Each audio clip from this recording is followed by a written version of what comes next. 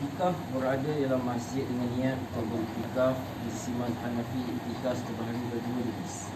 Pertama, itikaf wajib itikaf kerana nazar. Umpama seorang yang telah berkata, jika urusan saya ini dapat diselesaikan, saya akan beritikaf sekian hari. Ataupun dia berkata tanpa dikaitkan dengan menyempurnakan mana-mana urusan, setelah jadikan itikaf sekian hari wajib atas saya, maka itikaf itu telah menjadi wajib ke atasnya, dan dia mesti menyempurnakan sebanyak bilangan hari yang telah ditentukan. Yang kedua, itikaf sunat ialah itikaf dilakukan oleh 10 akhir Ramadan, kerana menjadi kebiasaan Nabi SAW beritikaf pada hari-hari tersebut. Yang ketiga, itikaf nafil tidak muakkad ialah itikaf yang tidak mempunyai sebarang masa yang khusus dan tidak juga kadar hari. Bilangan hari yang diingini bolehlah beritikaf, sehinggalah kalaulah ada orang yang berniat untuk beritikaf semua hidup pun ada harus. Cuma tempoh yang paling kurang untuk beritikaf berselisih. Di sisi Imam Abu Hanifah rahmatullahi alaih adalah tidak harus beritikaf kurang daripada 1 hari. Tetapi Imam Muhammad rahmatullahi alaih berkata bahawa beritikaf itu untuk masa yang sekejap pun adalah harus. Fatwa mazhab Hanafi mendasarkan pendapat ini. Oleh itu adalah wajar bagi setiap orang apabila dia memasuki masjid terus berniat itikaf, supaya selama mana dia sibuk dengan solat dan ibadatnya, pahala itikaf juga akan berterusan. Saya melihat ayah saya mana Yahya rahmatullahi alaih sentiasa berat untuk niat itikaf, sebaik sahaja beliau melangkah kaki kanannya ke masjid, beliau terus berniat, dan kadang-kadang demi mengajar anak muridnya beliau menzahirkan niatnya agar didengar. Itikaf adalah satu amalan yang bawa banyak pahala, sehingga sentiasa diambil berat oleh Nabi SAW. Adakah fadilat lain yang lebih baik lagi daripada amalan yang sentiasa diambil berat oleh Nabi SAW? Orang yang beritikaf adalah seumpama seorang yang pergi meminta-minta sesuatu di pintu rumah seorang. Selagi permintaan tidak dipenuhi, selagi itu dia tidak akan berlari. Seorang penyair beribadah, biarlah nyawaku tercabut di bawah kakimu, inilah hasad hati dan inilah keinginanku. Jika memang inilah keadaannya, orang-orang mempunyai hati yang sekeras-keras ni pun akan berlembut. Ini kan pula Allah SWT, Zat yang maha pemurah, yang mencari-cari alasan untuk memberikan pengampunannya. Malah kadang-kadang tanpa sebarang alasan pun dikenyakan. Satu syair berbunyi, engkaulah pemberi, untuk memberi pintu rahmatmu sentiasa terbuka. Tanyalah Musa AS tentang keadaan kurnia Allah pergi untuk mendapat api kenabian di bulan. Oleh itu tidak ada apa-apa yang hendak diragukan lagi tentang layanan yang diberi oleh Allah SWT. Tak ada seorang yang menyisihkan diri daripada dunia lalu duduk di depan pintunya. Dan siapakah yang menerangkan betapa besar khazanah nikmat bagi seorang yang telah dimuliakan oleh Allah SWT. Sesungguhnya saya lemah untuk menerangkan lebih daripada itu. Walau bagaimanapun kita harus mentekadkan azam. Berkata pujangga, sekutu bunga yang telah diberikan di hatiku, bunga itulah menjadi keasyikanku. Sama ada dia datang dalam genggamanku atau nyawaku bercerai dari badanku.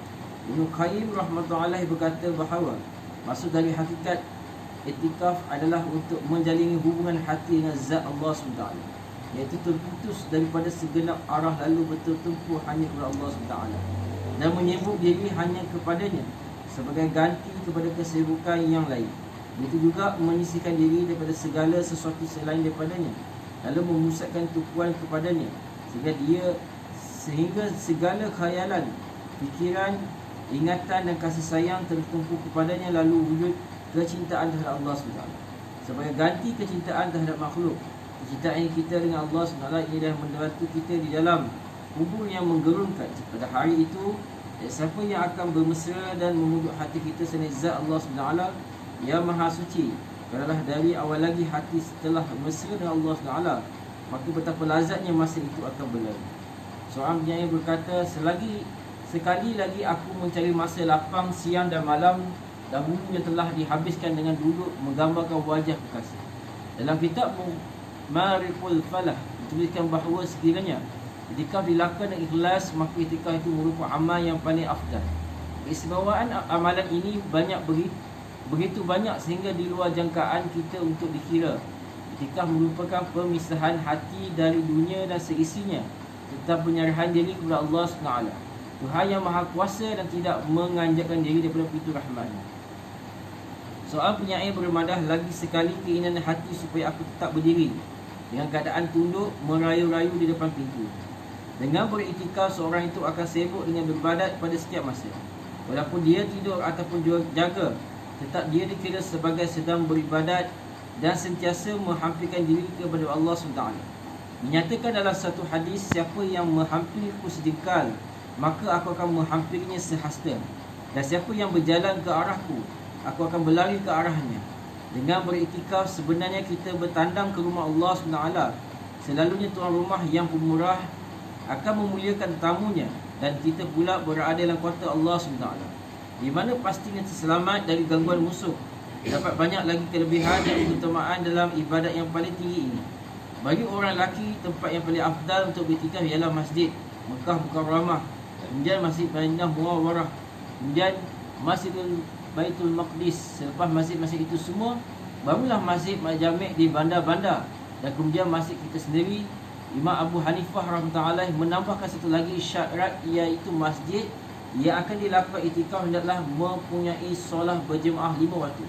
Sedangkan Imam Muhammad rahimahullah dan Imam Abu Yusuf rahimahullah baru pendapat memadailah mana-mana masjid yang sah di syarah walaupun solat berjemaah tidak didirikan di sana.